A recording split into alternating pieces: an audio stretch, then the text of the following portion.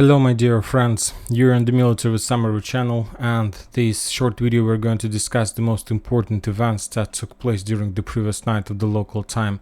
And the most important updates are coming from Orechov bridgehead. If you remember, the Ukrainians launched their counter-offensive operation. Probably we still can't call it like the general battle.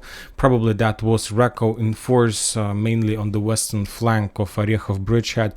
And one more time I'll remind you that yesterday during the day the Ukrainians made a RECO in force on the Kamyansky bridgehead. The Ukrainians were using the forces of 128th Mountain Assault Brigade and 15th Operational Brigade National Guard. The Ukrainians first attacked the Russians in the small settlement Lapkova on the north of this area, on the north of Zherebyanki and Petykhatki. And the Russians are saying that as a result of fierce fightings, their commanders took a decision to step back and to leave this area. After that, the Ukrainians took a decision to advance further to the south, and they were stopped in the vicinity on the line between Lugovo, Zherebyanki and Petykhatki. And after a short fight in this area, the Ukrainians took a decision to step back, and they went back to the north. And there were no updates from the Russian side that they managed to return control over Lapkova. So probably we can say that currently this small settlement Lapkova is located in the gray zone, or at least under Ukrainian control. As a result of that RECO in force, the Ukrainians lost around 15 armored vehicles and something around 100 soldiers.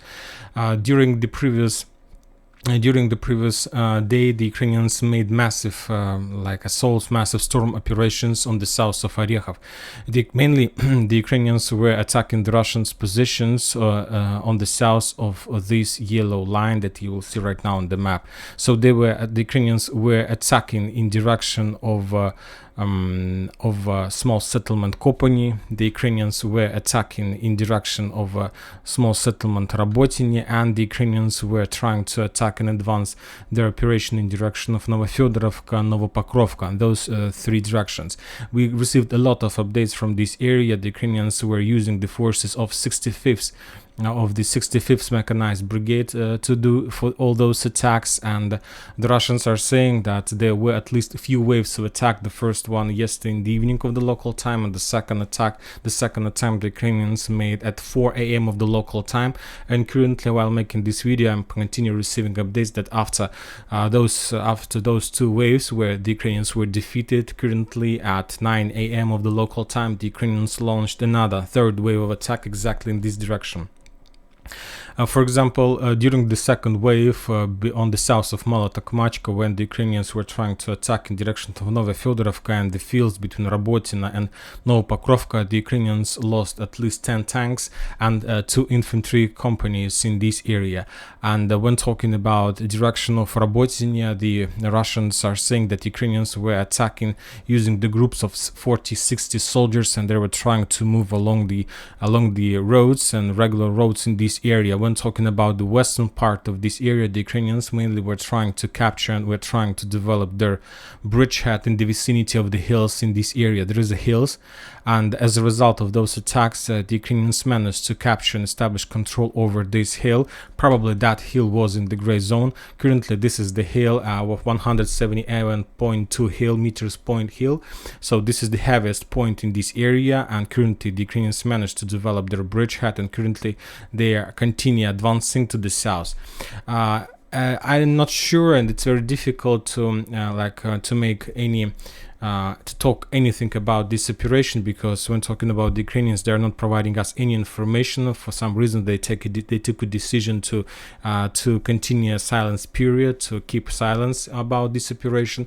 And the Russians are saying that all of those attacks were repelled by the Russians. But the thing that I know for sure, that as a result of those attacks from the north, from the Ukrainian forces, the Russians were forced to call reserves to use their tactical reserves from Tokmak.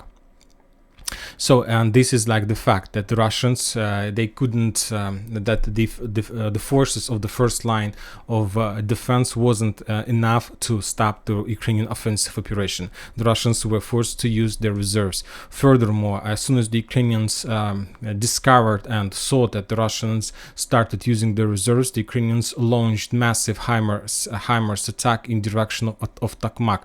So there was a massive attack in that direction. There were a lot of explosions explosions. The Russians are saying that they managed to shut down almost every single missile in that area.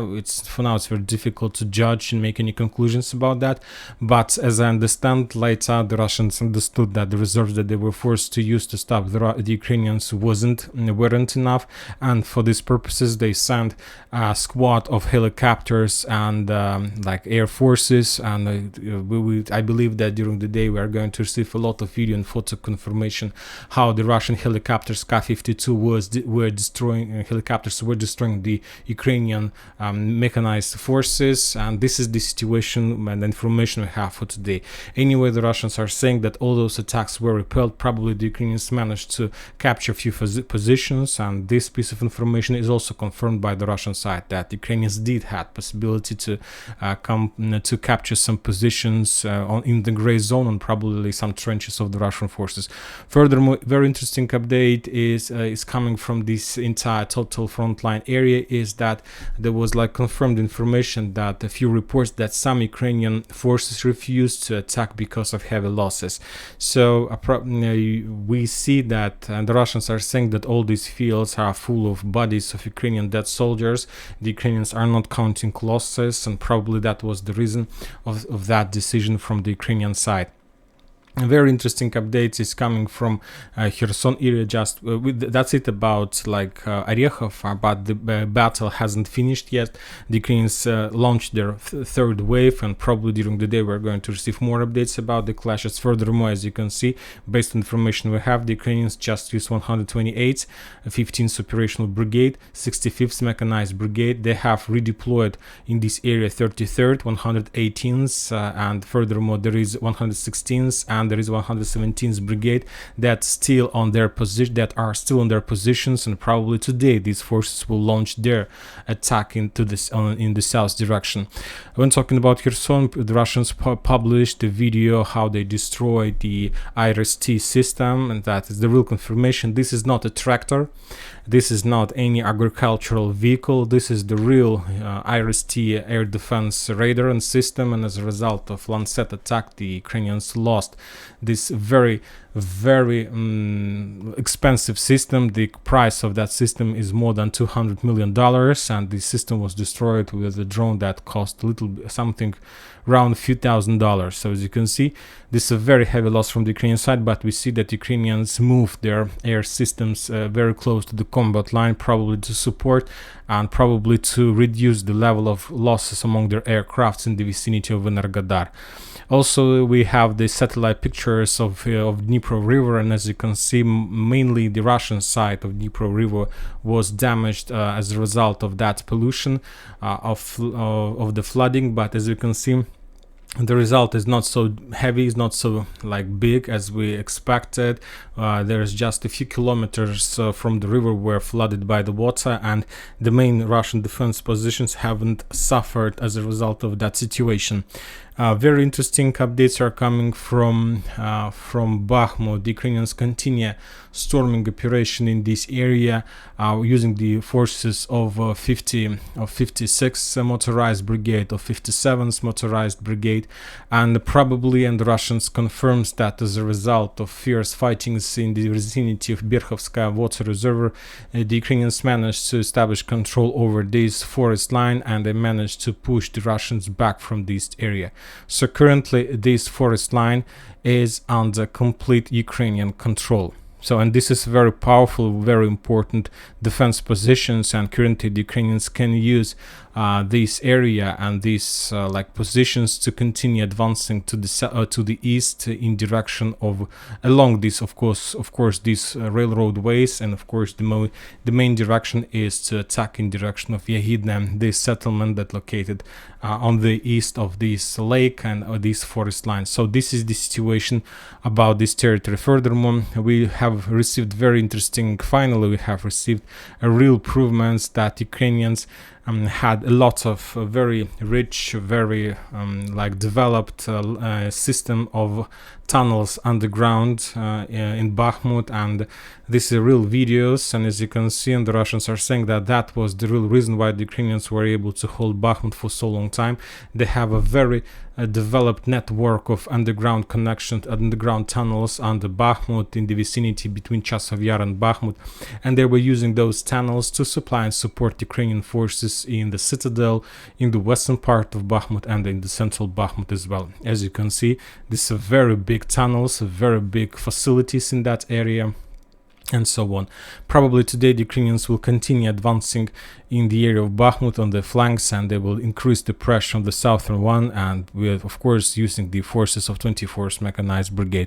Also, the Russians are saying that to freeze and to pin down the Russian reserves, the Ukrainians will activate their offensive counter-offensive operation in Mariinka and in Avdiivka Bakhmut front line.